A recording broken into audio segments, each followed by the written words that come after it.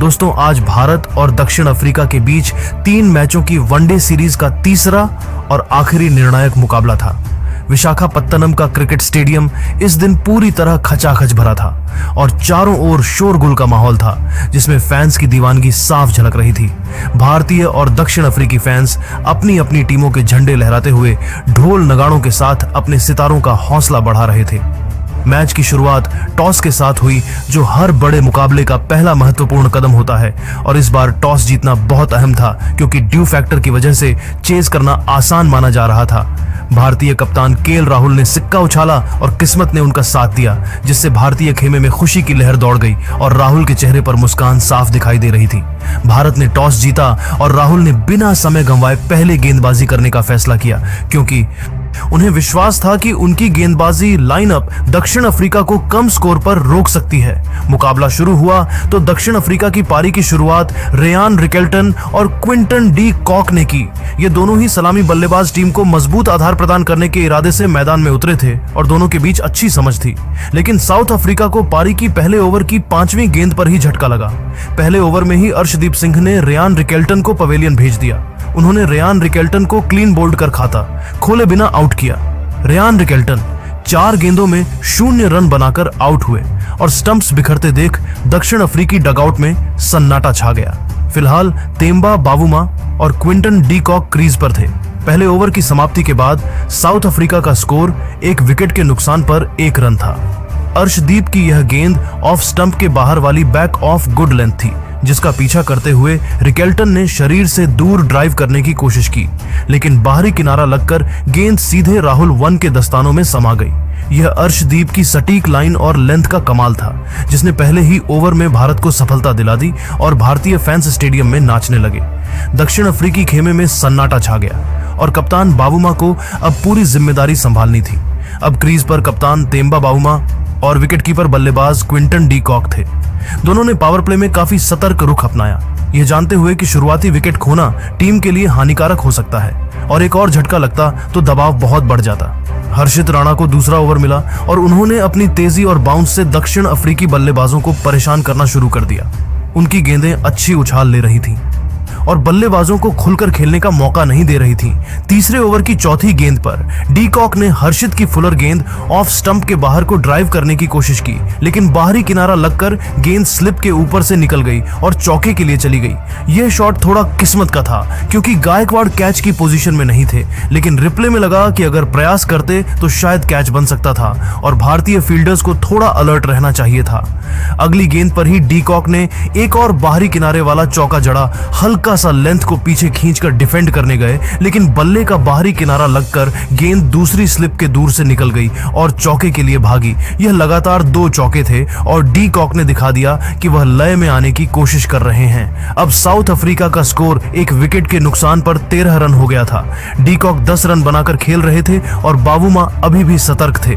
चौथे ओवर में अर्शदीप ने वापसी की और अपनी स्विंग का जादू दिखाना शुरू किया। बावुमा को फुलर गेंद ऑफ स्टंप के बाहर डाली, जिसे बावुमा ने इनसाइड आउट खेलकर पॉइंट और कवर के बीच से चौका जड़ा। गेंद बाउंड्री से ठीक पहले टप्पा खाकर रुक गई, लेकिन फिर भी 4 रन मिले और बावुमा ने अपना खाता खोला। अब बावुमा 7 रन पर थे और साउथ अफ्रीका का स्कोर 1 विकेट के नुकसान पर 17 रन था। यह चौका बावुमा की क्लास दिखा रहा था कि वह दबाव में भी शॉट खेल सकते हैं। 5वें ओवर में हर्षित राणा ने बावुमा को back of length off stump के बाहर डाली, जिसे बावुमा ने खींचकर डीप मिड विकेट की ओर जोर से मारा और गेंद बाउंड्री से पहले टप्पा खाकर चौके के लिए चली गई। यह शॉट बावुमा की ताकत को दर्शाता था। अब बावुमा 18 रन पर पहुंच गए थे और साझेदारी धीरे धीरे बढ़ रही थी। 9वें ओवर में प्रसिद्ध कृष्णा को आक्रमण पर लगाया गया और उन्होंने अपनी लंबाई और स्पीड से बल्लेबाजों को परेशान करना शुरू कर दिया। उनकी गेंदें अच्छी गति से आ रही थीं और बल्लेबाजों को सेट होने का मौका नहीं दे रही थीं।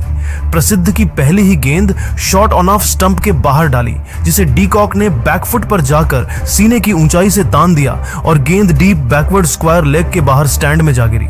यह मैच का पहला छक्का था और स्टेडियम में दक्षिण अफ्रीकी फैंस झूम उठे। डी कॉक 20 रन पर पहुंच गए और उनका आत्मविश्वास बढ़ता दिख रहा था। अगली गेंद पर प्रसिद्ध ने फुलर गेंद ऑफ स्टंप के बाहर डाली, जिसे डी कॉक ने एक्स्ट्रा कवर के ऊपर से उठाकर छक्का जड़ा। आंखें चमक उठी और सीधे बल्ले से स्टैंड में गेंद भेज दी। यह लगातार 2 छक्के थे और प्रसिद्ध पर दबाव बढ़ गया। अब साउथ अफ्रीका का स्कोर एक विकेट के नुकसान पर 48 रन था और डी कॉक का आक्रमण शुरू हो चुका था। अगली गेंद पर ही डी कॉक ने शॉर्ट गेंद को बैकफुट पर घूमकर डीप बैकवर्ड स्क्वायर लेग के बाहर छक्का मार दिया।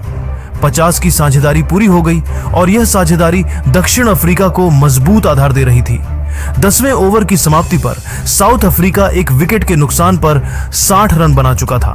डी कॉक 38 रन पर थे, जिसमें 3 चौके और 3 छक्के शामिल थे। प्रसिद्ध का यह ओवर महंगा साबित हुआ और कप्तान राहुल सोच में पड़ गए कि गेंदबाजी में बदलाव कब करना है। 11वें ओवर में जडेजा को गेंद थमाई गई और उन्होंने अपनी सटीक लाइन से रन गति को नियंत्रित करना शुरू कर दिया।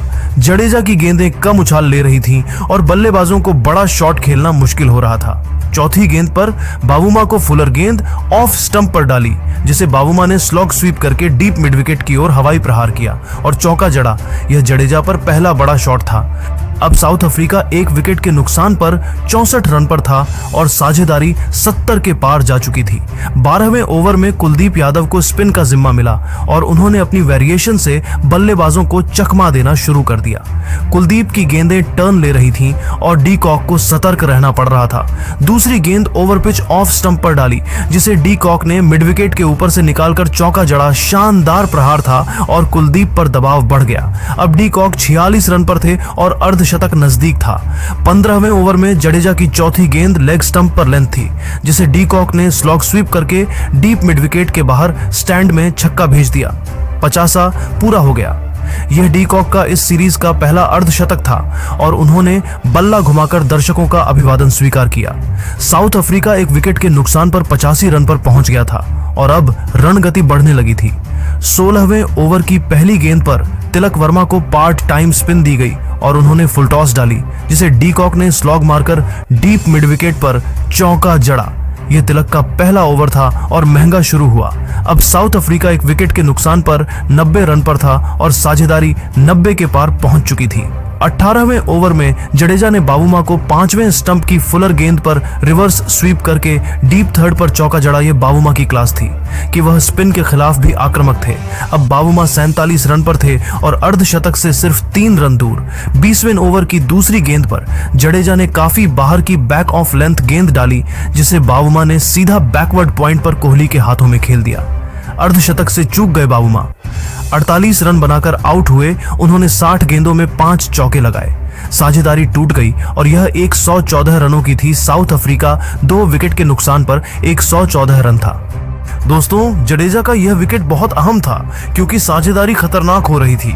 अब क्रीज पर डी कॉक और मैथ्यू ब्रीथ्सके थे। ब्रीथ्सके ने आते ही आक्रामक रुख अपनाया। 21वें ओवर में कुलदीप की 5वीं गेंद फुलर थी, जिसे डी कॉक ने स्वीप करके डीप बैकवर्ड पर चौका जड़ा। यह कुलदीप पर दबाव बढ़ा रहा था। अगली गेंद शॉर्ट स्टंप की थी, जिसे डी कॉक ने पीछे जाकर पुल मारकर लॉन्ग ऑन के ऊपर से छक्का भेज दिया। गेंद आकाशगंगा की सैर कराई और स्टेडियम तालियों से गूंज उठा। अब डी कॉक 74 रन पर थे और शतक की ओर बढ़ रहे थे।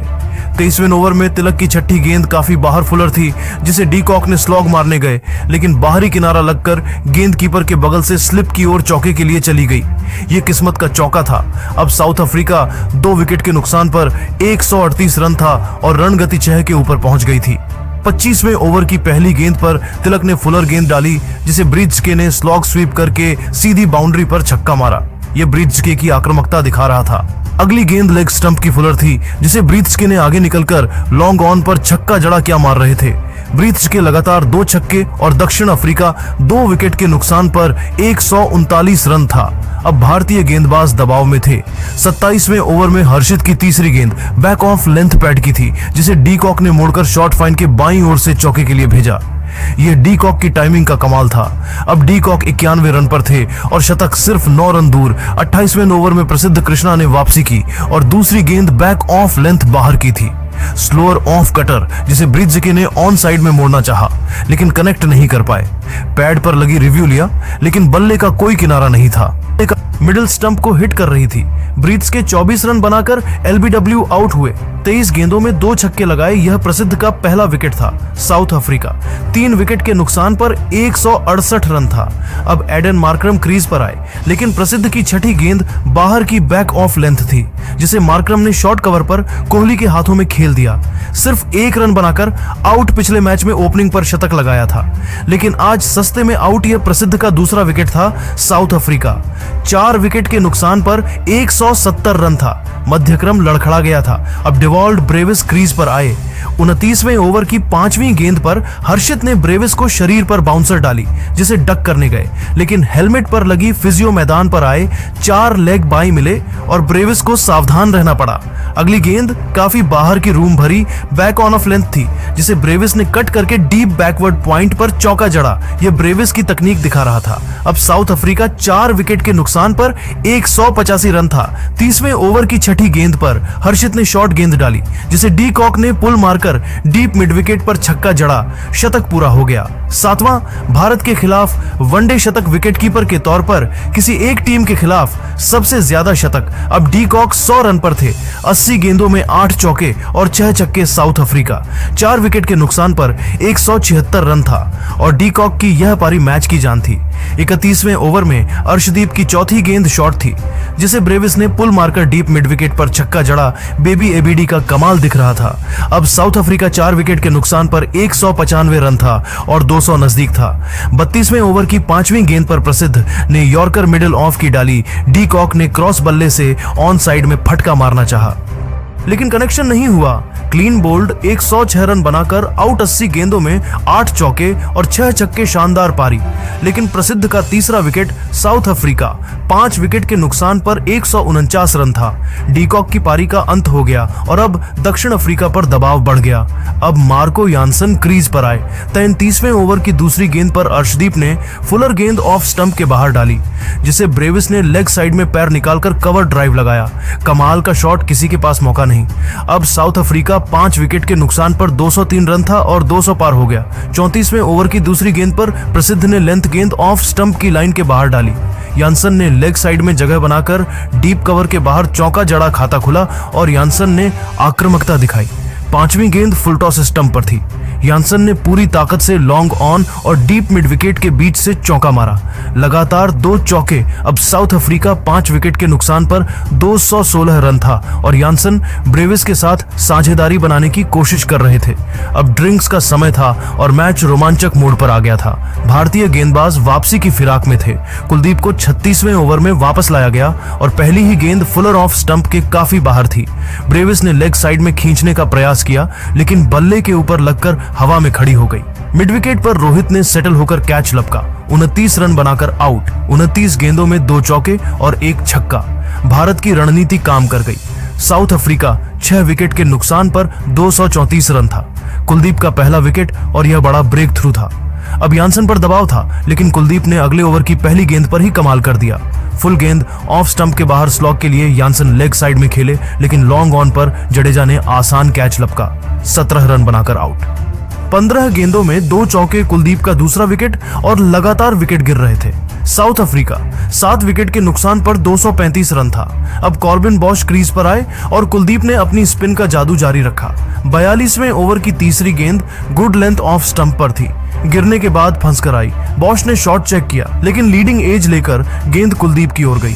आसान कैच। 9 रन बनाकर आउट। 12 गेंदों में कुलदीप का तीसरा विकेट। साउथ अफ्रीका 8 विकेट के नुकसान पर 252 रन था। अब केशव महाराज और लुंगी एनगिडी जैसे निचले क्रम के बल्लेबाज बचे थे, लेकिन महाराज ने लड़ने का फैसला किया और कुछ रन जोड़ने की कोशिश की। 43वें ओवर की पहली गेंद पर प्रसिद्ध ने ऑफ स्टंप के बाहर लेंथ गेंद डाली। महाराज ने लेग साइड में जगह बनाकर डीप कवर के बाहर चौका जड़ा। अब साउथ अफ्रीका 8 विकेट के नुकसान पर 256 रन था और महाराज 11 रन पर थे। 44वें ओवर की चौथी गेंद पर कुलदीप ने विकेट के सामने फंसाया। एनगिडी ने रिव्यू लिया, लेकिन मिडिल और लेग स्टंप की लाइन में सीधी रह गई। डिफेंड करने चूके पैड पर लगी अंपायर्स कॉल। 1 रन बनाकर एलबीडब्ल्यू कुलदीप का चौथा विकेट और यह उनकी शानदार गेंदबाजी का प्रमाण था। साउथ अफ्रीका 9 विकेट के नुकसान पर 268 रन था। अब सिर्फ बाटमैन बचे थे और महाराज ने कुछ और रन जोड़ने की कोशिश की।